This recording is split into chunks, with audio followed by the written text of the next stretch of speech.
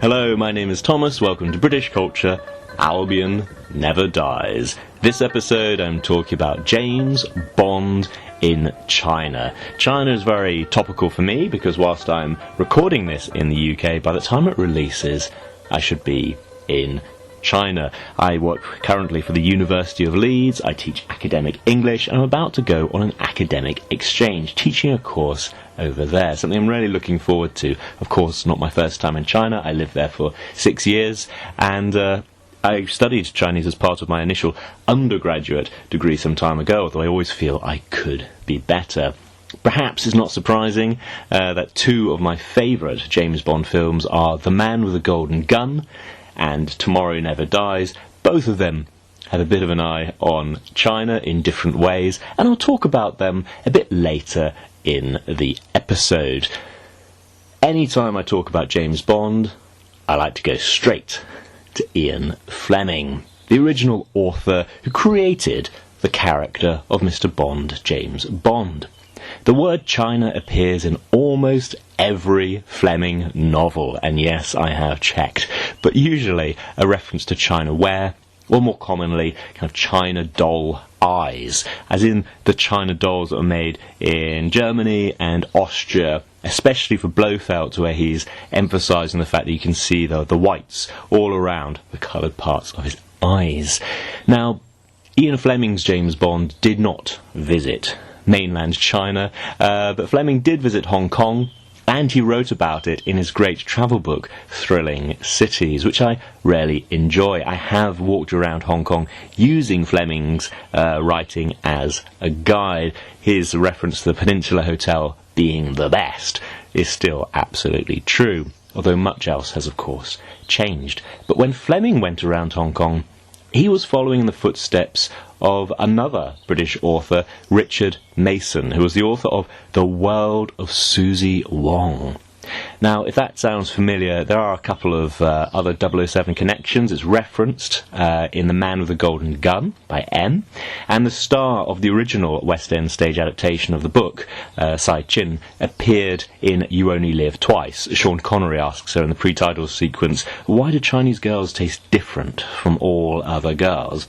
She suggests that Chinese girls taste better, and he says it's just different. It's like Peking duck is different from Russian caviar, but he loves them both. She has the memorable line, darling, I give you the very best duck, which I feel has gone down in 007 history, and perhaps contributed to her coming back. Sai Chin also appears as Madame Wu in Casino Royale, starring Daniel Craig, almost 50 years later, which is a great connection between Bonds. The World of Suzie Wong is a really, really interesting book.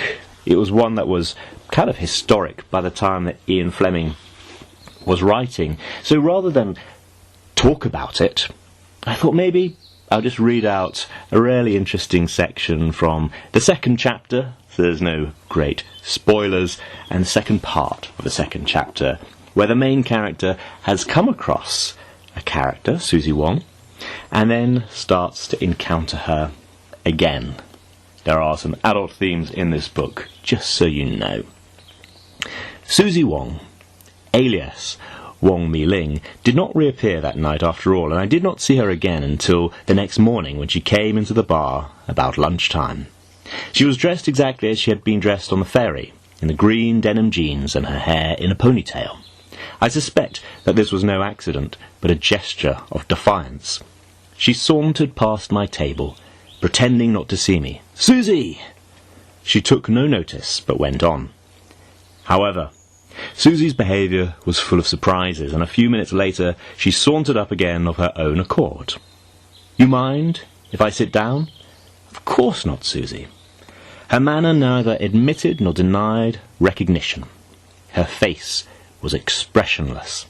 I had often thought it how absurd was the popular Western notion of Chinese inscrutability. Many Chinese were positively Gallic in their vivacity of expression, but now Suzie came close to it. Only her eyes belied her casual indifference. I could see the deep and careful thought going on behind them. You live in this hotel? She asked in polite, automatic tone. Yes, that's right. What floor? Third. What room number? 316. I know. Corner room, she nodded. You like it here? I like it very much. How long you stay? She kept up the polite trivialities for several minutes, then all at once switched to another key. All right. She held me with a bold, level gaze. You know something? I told you lies on that boat. All lies. This sudden interruption of the trivial evasions with absolute bluntness took me aback. Though I later was to grow used to it, it was her standard form of procedure when there was anything on her mind. First, the 5 minutes of preliminaries. Then all at once that bold, direct gaze and the blunt announcement.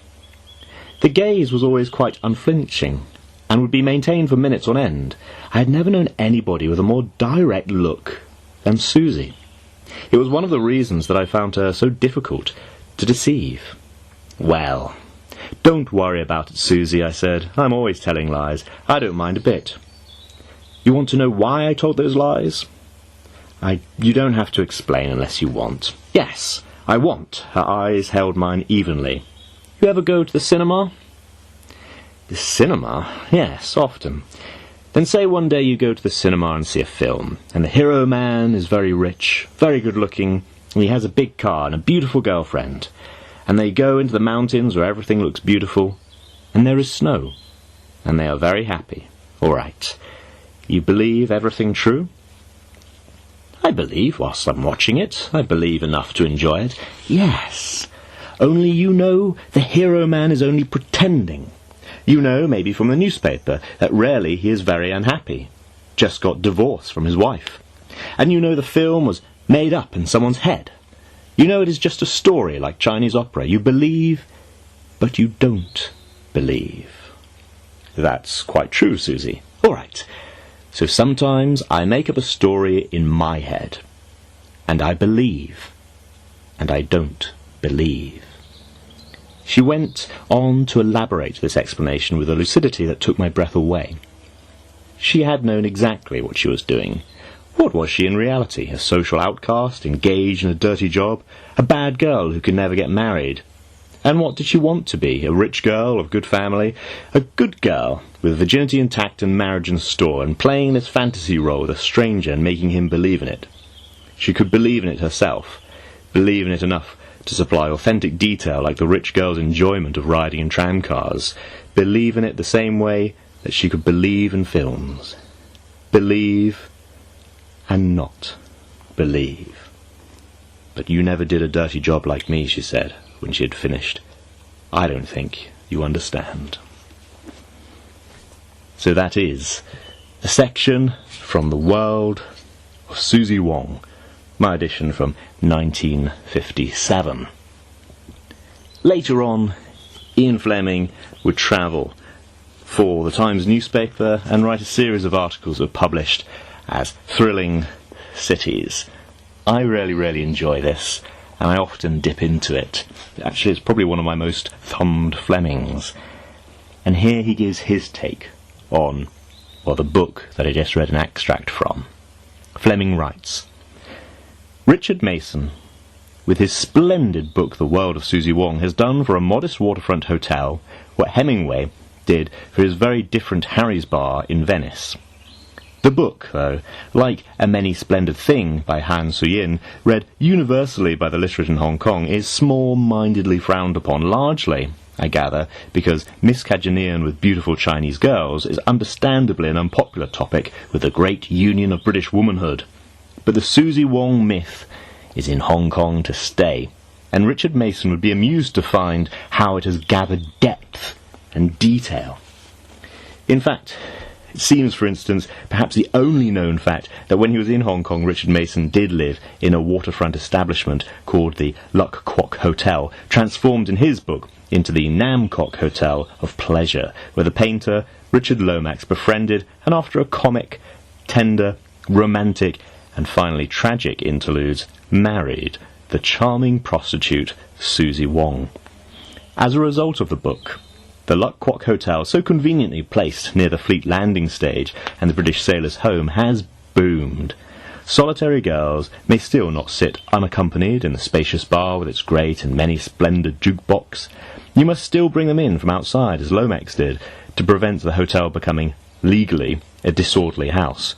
But the whole place has been redecorated in deep battleship grey, to remind sailors of home, and one of the Messrs. Collins posters advertising Richard Mason's book has a place of honour on the main wall. Other signs of prosperity are a huge and hideous near baroque on a wall, a large, smart, angle-poised light over the cash register, and a large bowl of Siamese fighting fish.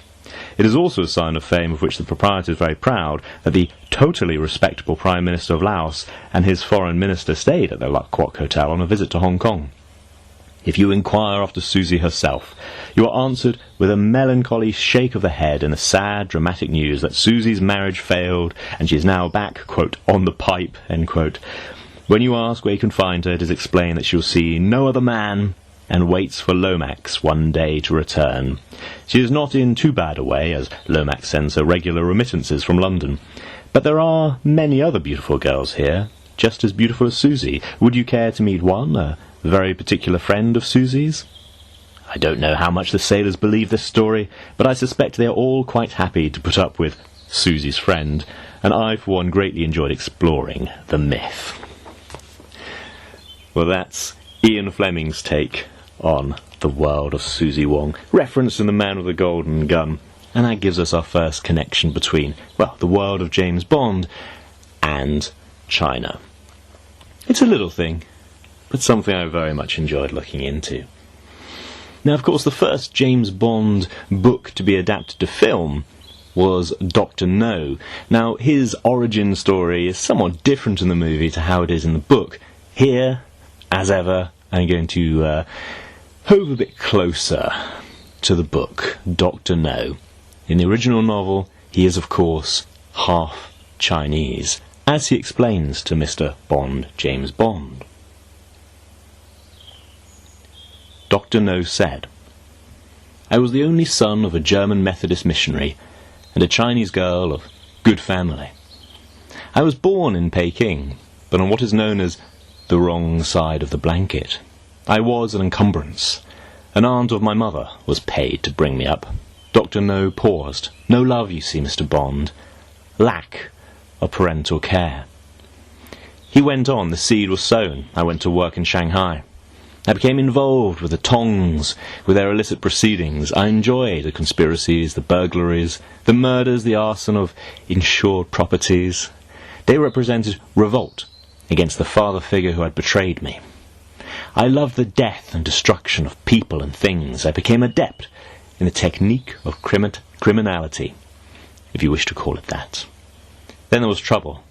I had to be got out of the way. The Tongs considered me too valuable to kill. I was smuggled to the United States. I settled in New York. I had been given a letter of introduction, in code, to one of the two most powerful Tongs in America, the Hip Sings. I never knew what the letter said, but they took me on at once as a confidential clerk. In due course, at the age of 30, I was made the equivalent of treasurer. The treasury contained over $1 million. I coveted this money. Then began the great Tong Wars of the late 20s. The two great New York Tongs, my own, the Hip Sings, and our rival, the On Li Ongs, joined in combat. Over the weeks, hundreds on both sides were killed, and their houses and properties burnt to the ground. It was a time of torture and murder and arson in which I joined with delight. Then the riot squads came. Almost the whole police force of New York was mobilized. The two underground armies were praised apart, and the headquarters of the two Tongs were raided, and the ringleaders sent to jail. I was tipped off about the raid on my own Tong, the Hip Sings. A few hours before it was due, I got to the safe and rifled the $1 million in gold and disappeared into Harlem and went to ground. I was foolish. I should have left America, gone to the farthest corner of the earth." So that's the initial introduction to Dr. No as he reveals his life story. The introduction to Dr. No as a character, of course, quite towards the end of the book. And I found it interesting, him being the son of a German Methodist missionary and a Chinese girl. Of course, most of us know, there's the British colony Hong Kong, there's the Portuguese, Macau. Germany had an outpost in China called Qingdao, which is familiar to many people as the beer. That is really their lasting legacy. Qingdao beer and a few very beautiful churches. I have been, and it is an interesting city to go to. He also, Dr. No says in the book, the two great New York Tongs, the Hip Sings and our rival, the Li Ongs. This is something I knew very, very little about, but I couldn't resist looking into it, and sure enough, it is a real conflict, and the two Tongs he mentions are indeed real, the Hip Sing Tongs and the On Li, or On Leong Tongs. Not only is the violence between them perfectly true, murderous violence between the two gangs had started in August 1900, but in keeping with how the novel describes, the locations are largely unchanged from how they once were. You can these days go on tour and see the streets that were once, well, dripping with blood. Scott D. Seligman wrote about this in his book, The Tong Wars, The Untold Story of Vice, Money and Murder in New York's Chinatown, and he's also produced a tour map. I read a little from his book because I do find it really, really interesting. By the 1920s, the On Leongs and the Hip Sings had established branches in most of the cities of the East and Midwest with significant Chinese populations. Both Tongs had formed chapters in Philadelphia, Chicago, Pittsburgh, Cleveland, Washington, Minneapolis, New York, and a place I'm not going to pronounce, in America. The On Leongs were also active in Boston, Baltimore, Hartford, Detroit, Providence, and at least half a dozen other cities. The Hip Sing Tongs, of course, remained strong in the West, from whence it had come. Hip Sing branches existed in San Francisco, Seattle, Portland, Denver, Boise, Butte, and Spokane, among other places. The New York-born On Leong Tong, by contrast, had never attempted to expand beyond the Midwest. Now, when the peace between the two Tongs that had prevailed until 1924 finally ended, it wasn't the New York branches of the Tongs that broke it. The instigator of the Fourth Tong War, which seems to largely fit with Dr. No's story, was a hard-boiled restaurateur and sometime opium dealer named Chin Jack Lem. A big fish in the On Leong pond, he had directed the Chicago branch for nearly 2 decades and had once headed the national organization as well. In April 1924, when the On Leongs had held their annual convention in Pittsburgh, Chin and 13 others were ousted from the Tong in a bitter factional dispute that involved accusations of mishandled funds. Resentful but undaunted, Chin secretly applied to the rival Hip Sing Tong for membership, promising that he could bring 100 On Leongs with him, including the entire membership of the Pittsburgh and Cleveland chapters, who he insisted were loyal to him personally. The Hip Sings were divided. Chin was privy to all the On Leong's secrets and vulnerabilities, so everyone knew the Tong could not sit idly by and allow him to join the enemy camp. So the war begins. The war in which Dr. No in the book claims that he will steal from a treasury over $1 million. That seems extraordinary that a criminal organisation should have so much in a safe. Is this realistic? Now, at the time of the Tong Wars, Frank Moy, the head of the On Leong in Chicago, revealed the previous war had ended only when the On Leongs paid the Hip Sings somewhere between $250,000 US. Now, in New York in 1925, Hip Sings claimed that the On Leongs had raised $1.5 million to force them out of business. So, more than the novel claims in its treasury for just a single purpose. The violence described throughout Scott D. Seligman's book absolutely aligns with the description of violence by Ian Fleming. I was very, very surprised how closely the two accounts aligned. So in 25 to 26, as the violence escalated, killing after killing covering the front pages of US national newspapers, immigration officials in Washington announced that all Chinese incarcerated for Tong shootings would be deported upon the expiration of their prison sentences. So in prison, then gone. Then Philadelphia police began rounding up all Chinese who could not produce registration certificates, which had been required of all alien Chinese in America since 1892. The Chinese were the first to be really controlled by immigration law to the US. 75 men were hauled into police headquarters in a night, although all but 15 were eventually released. In New York, bluecoats, plainclothesmen flooded Chinatown. 150 reinforcements were sent in to augment the regular police presence, and patrolmen were stationed 15 feet apart, again in a night or two of raids. Interestingly to me, the police set up a peace conference between the two Tongs to broker a peace treaty. But again, largely aligning with Fleming's book Dr. No, we do have the whole of the New York police and more being mobilised to, well, stop the Tongs. I mentioned about the Chinese population being controlled in terms of their emigration to the United States. This is the Chinese Exclusion Act of 1882. In the spring of 1882, the Chinese Exclusion Act was passed by Congress and signed by the President, Chester A. Arthur. This act provided an absolute 10-year ban on Chinese labourers immigrating to the United States. For the first time, federal law prescribed entry of an ethnic working group on the premise that it endangered the good order of certain localities. I just read a few bits from it, first from the preamble. Be it enacted by the Senate and House of Representatives of the United States of America in Congress assembled, that from and after the expiration of 90 days next after the passage of this Act, and until the expiration of 10 years next after the passage of this Act, the coming of Chinese labourers to the United States be, and the same is hereby suspended, and during such suspension it shall not be lawful for any Chinese labourer to come, or having so come after the expiration of said 90 days, to remain within the United States. From Section 10, every vessel whose master shall knowingly violate any of the provisions of this Act shall be deemed forfeited to the United States, and shall be liable to seizure and condemnation in any district of the United States into which such vessel may enter or in which she may be found. So, Chinese immigrants cannot enter the United States. If you are helping them in, then your vessel will be seized. Section 14, that hereafter no state court or court of the United States shall admit Chinese to citizenship. Again, making sure that the federal law is respected by the states, and all laws in conflict with this act are hereby repealed. So again, the superiority of federal law. Section 15, that the words Chinese labourers, wherever used in this act, shall be construed to mean both skilled and unskilled labourers, and Chinese employed in mining. So, quite a strict law for immigration for the United States.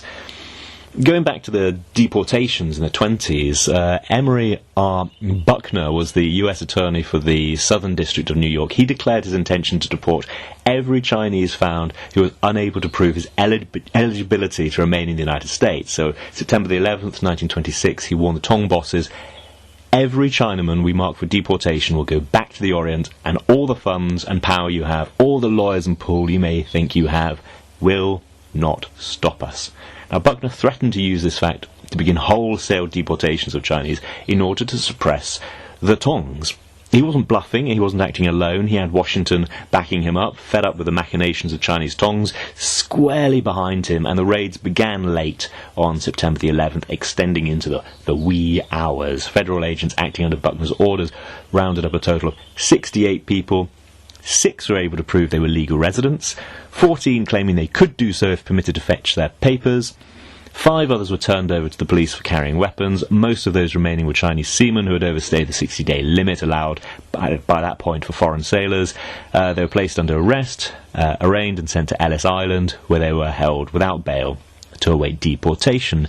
Everyone they found who looked Chinese was picked up. 600 more were detained. The lights at the federal building burned through the night as each was examined by a federal officer. In the end, 134 were found to be in violation of the Scott Act and taken to await expulsion. More to be continued if you read that book, Scott D. Seligman, The Tong Wars, the untold story of vice, money and murder in New York's Chinatown. And really interesting to give some, well, colour, interest, real detail, real historical detail to something that's just kind of by the by in Fleming, but I feel is now so far back, well, most of us wouldn't know. I certainly didn't know any of this story. It's a great book, although I couldn't resist looking at online reviews, and on Goodreads, an anonymous review said, I learned that people were murdered in front of the dim sum place I like 5 stars out of 5. I'm not completely anonymous, the name is Dan, so thank you, Dan, for your review of the book. I just found it a really interesting and insightful book. As a follow-up, how did the Chinese go from being the first group in America to be restricted from entering to being seen in America as a model community? There's a book by Madeline Yuan Su called The Good Immigrants, How the Yellow Peril Became the Model Minority, which I think is extremely interesting, mostly kind of the post-war history of the Chinese in America, but I got quite sucked into that. So, Dr. No continues. I'm sticking with Dr. No just for a little bit more. Dr. No continues his monologue to Bond, which in the book is perfectly reasonable. He's a highly intelligent man who's been kind of hiding away in the middle of nowhere, surrounded by, well, people who just don't intellectually stimulate him for some time. Bond is the first person he's come across in years who seems to be capable of understanding all the implications of this story. So it makes a huge amount of sense that he is just telling all. Plus he intends to kill Bond, of course, at the end of it. Anyway, Dr. No says, I was foolish. I should have left America, gone to the furthest corner of the earth with those $1 million. Even from the condemned cells in Sing Sing, the heads of my Tong reached out for me. They found me. The killers came in the night. They tortured me. I would not say where the gold was. They tortured me all through the night.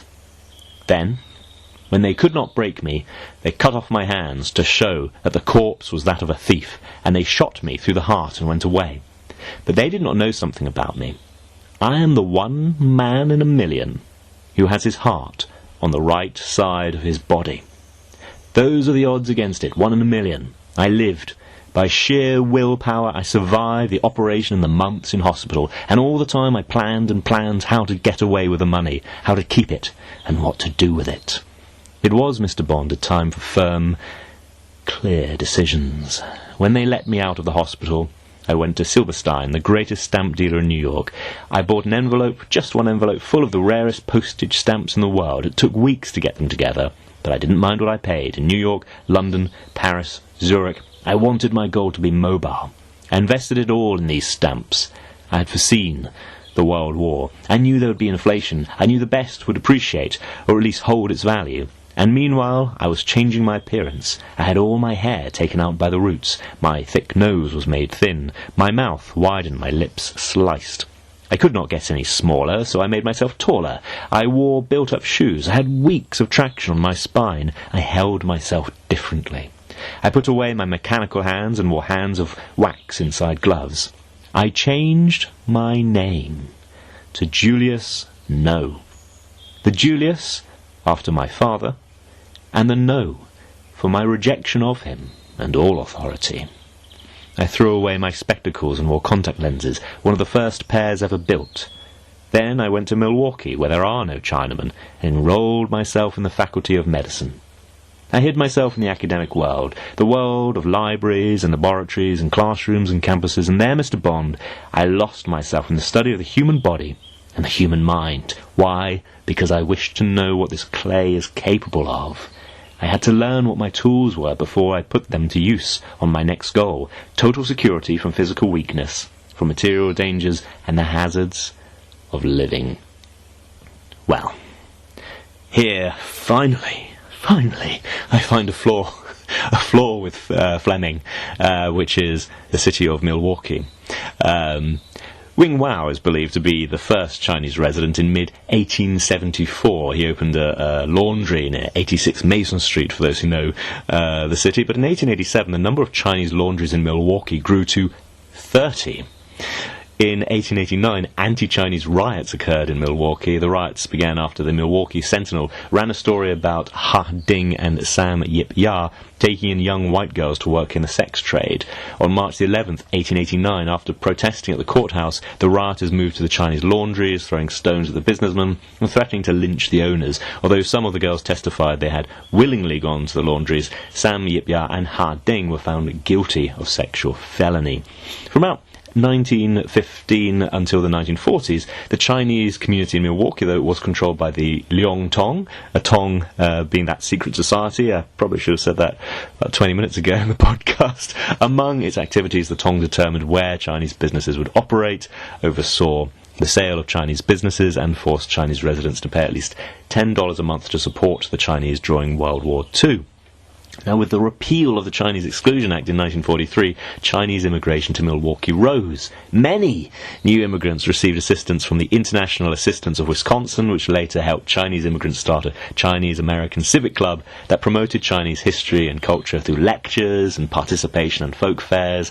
Prior to the passage of the 1943 legislation, males made up the majority of Chinese immigration, but now their wives and children arrived with different needs. The First Baptist Church's Sunday school classes, which began in 1934, experienced a great growth in the 1940s as Chinese families looked to the church for assistance. Reverend Charles Ho, a native of Shanghai, took over the First Baptist Church in 1966.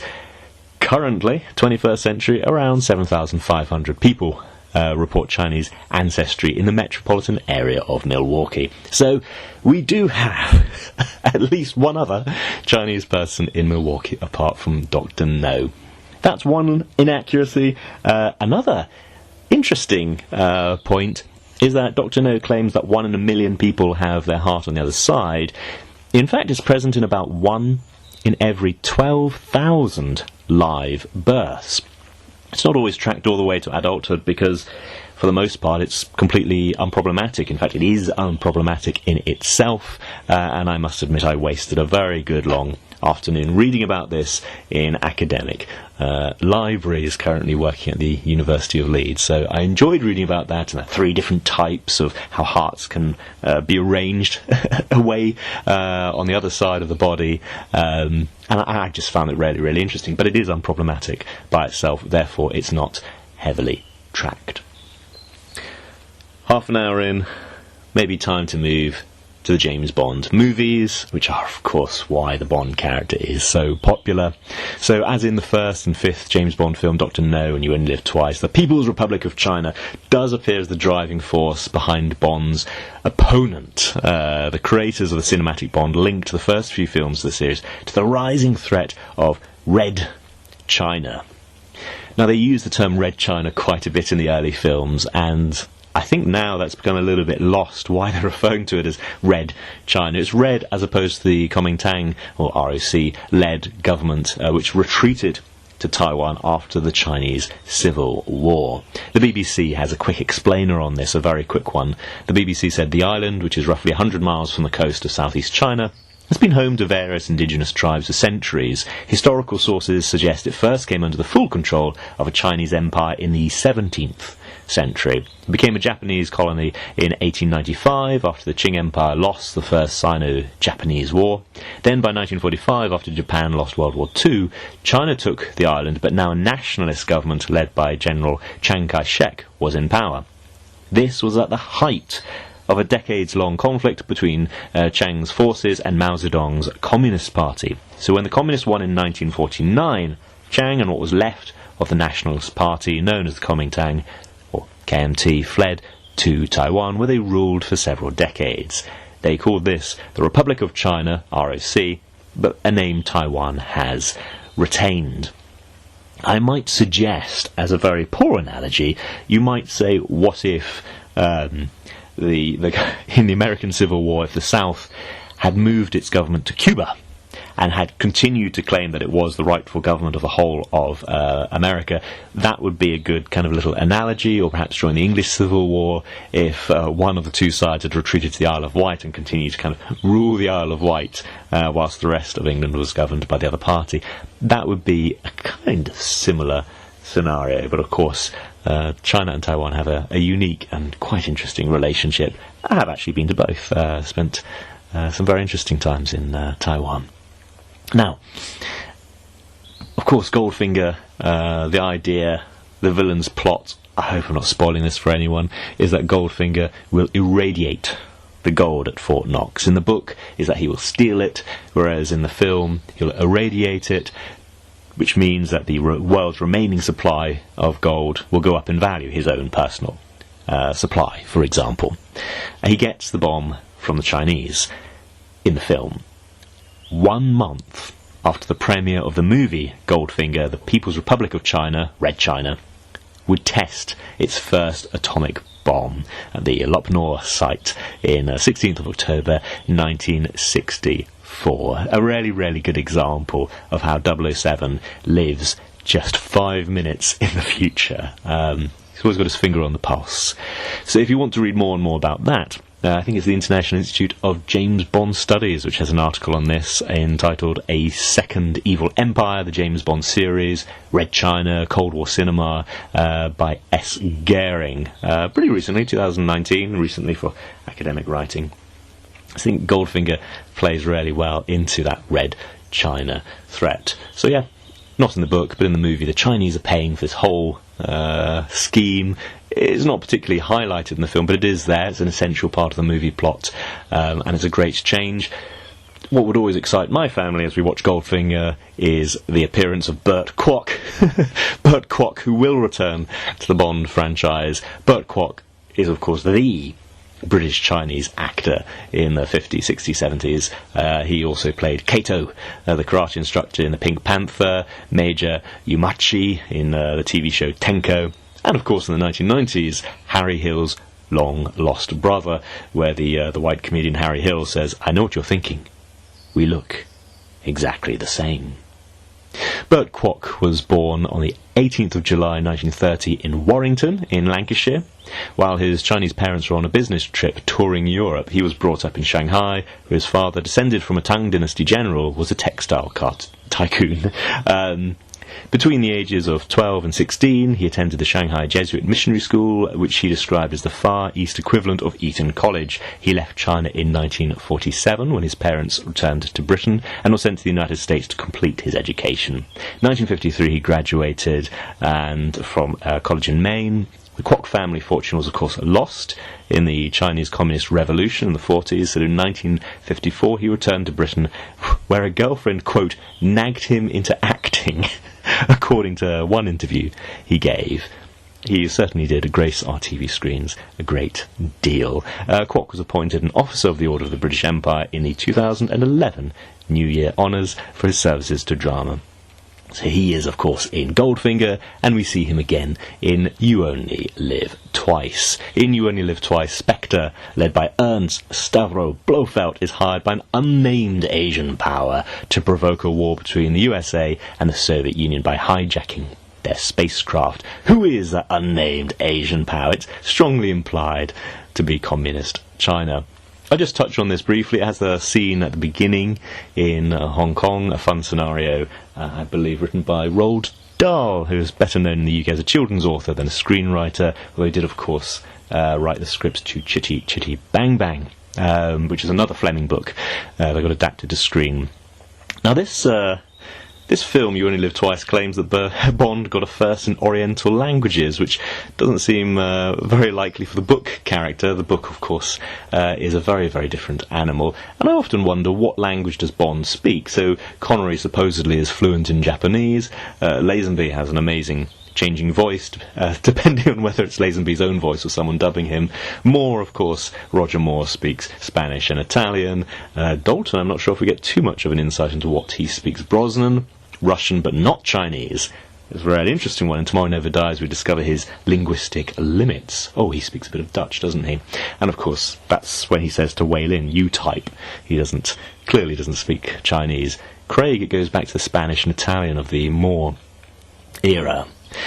Anyway, back to the man with the golden gun. The first thing I talked about. Where would the plot be without the defector Gibson? Who is he defecting to? Where does Scaramanga live? There we get our connection to China. Scaramanga's island is provided for by the Red Chinese, as opposed to the government in Taiwan. It's rent-free, says Scaramanga. I do my landlords the occasional favour. A cosy arrangement, 007 notes. I absolutely love, by the way, Lieutenant Hip.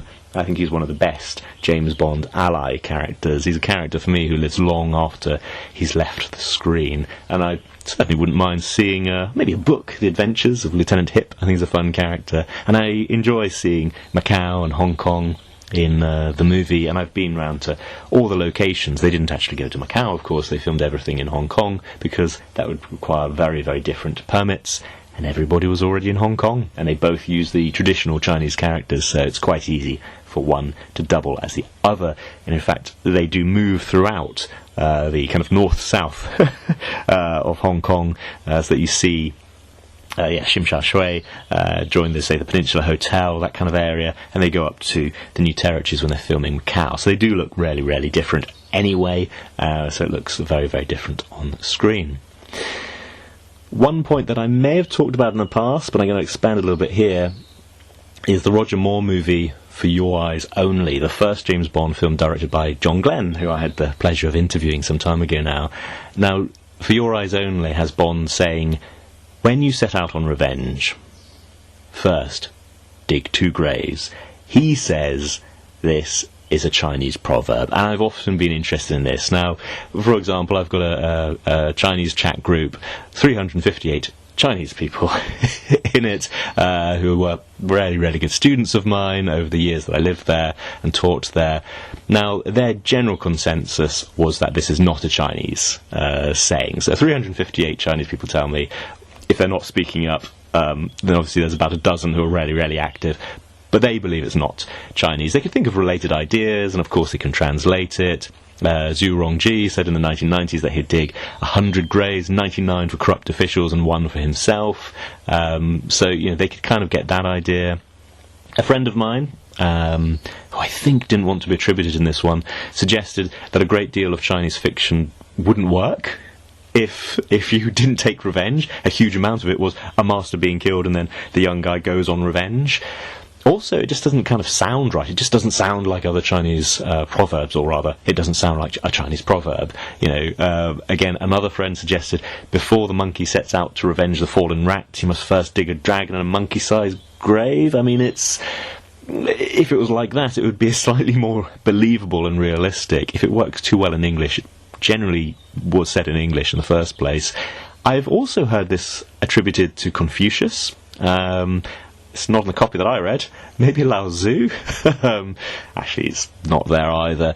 Possibly the Little Red Book. But again, I would say, no, there's nothing there remotely close to when you set out on revenge, first dig 2 graves. I don't think it is a Chinese saying. But why do we do this? What's the point?